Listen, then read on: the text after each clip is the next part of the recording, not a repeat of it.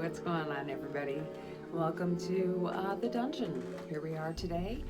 I think I'm going to make some little creatures of the night today. I'm going to make some bats, and I love making bats. They're so much fun.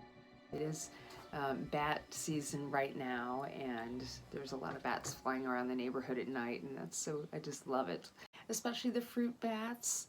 Their little heads look like little doggies. I just love the way they look. I just love bats. They're some of my favorite animals. And, I think that this will be part of a larger piece that I'm going to be working on as well. It'll be a lot of fun. Um, and I just wanted to also give a shout out to my good friend Christine out there. I know you're always watching, and I totally appreciate it. I think that you're really going to enjoy this. So I guess we'll see you afterwards. Okay, now let's go ahead and make this little bat. And of course, it's all going to be black.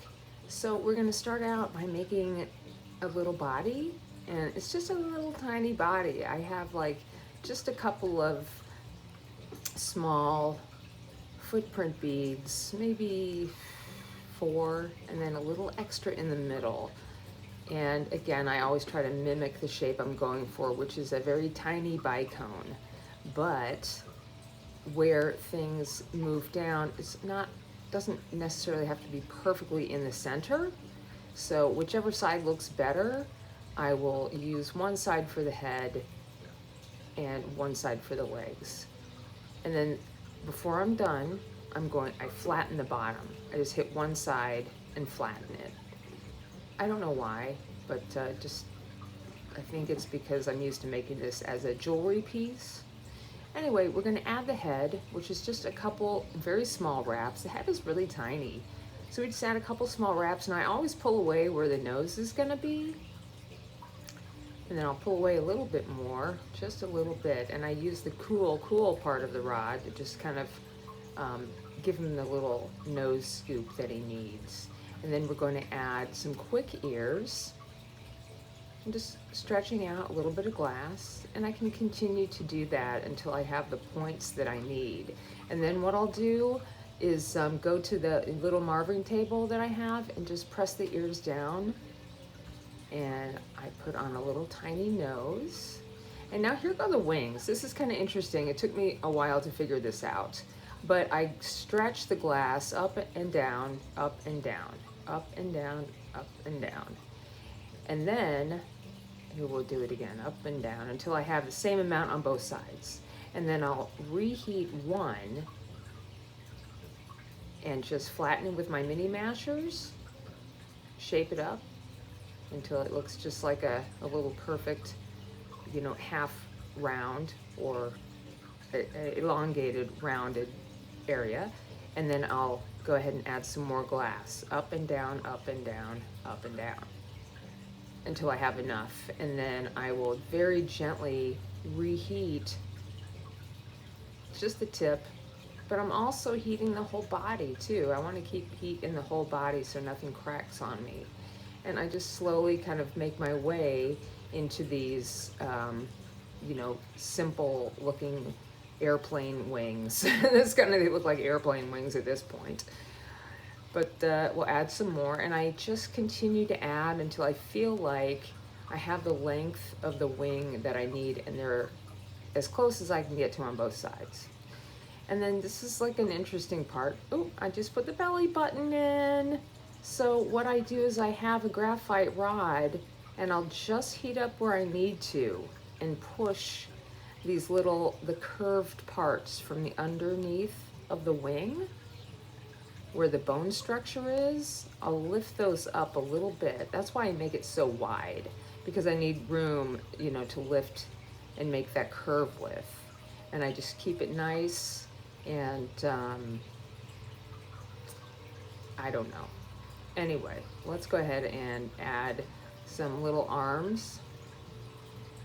And I'm gonna just heat. Sometimes I lift up, sometimes I lift down, but I'll pull these points off and it makes it like the whole thing tends to just kind of melt and pull as one, like I'm gonna do here. I'm gonna pull this out and just kind of curve it a little bit to make this like the very top of the wing.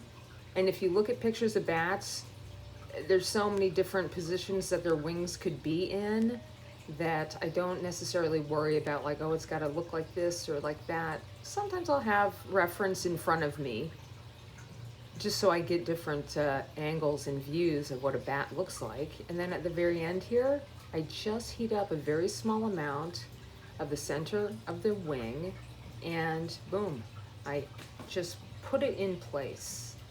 And now I can't forget, we have to put the little feet on, and then we're gonna mash it down with those tweezers. So he's got little feet, and then we'll add a couple of little dots that would kind of, I guess, represent his claws or whatever the bottoms of the wings are, the little, you know, fingernails or whatever he's got going on there.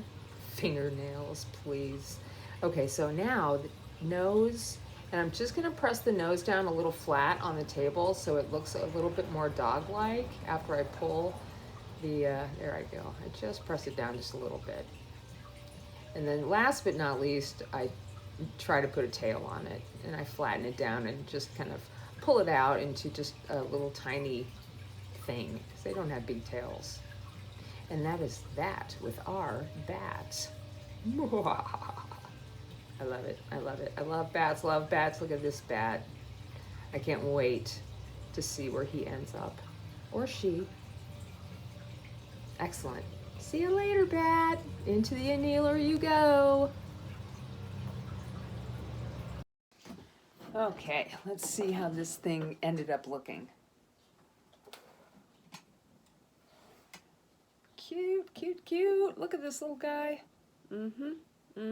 He's adorable, just like I thought. And guess what? I made him some friends. Here's my little bat trio. And I'll be making a few more of these. What I'm gonna do next is I'm gonna create an environment for all the bats that I've made, and I might even make a tombstone or two. When I make pieces that need to be in an environment like these guys, I really never know where it's gonna take me. I have all sorts of stuff around the house and things that I make, and it all just kind of comes together. So that will be coming up very soon. So this is going to be continued.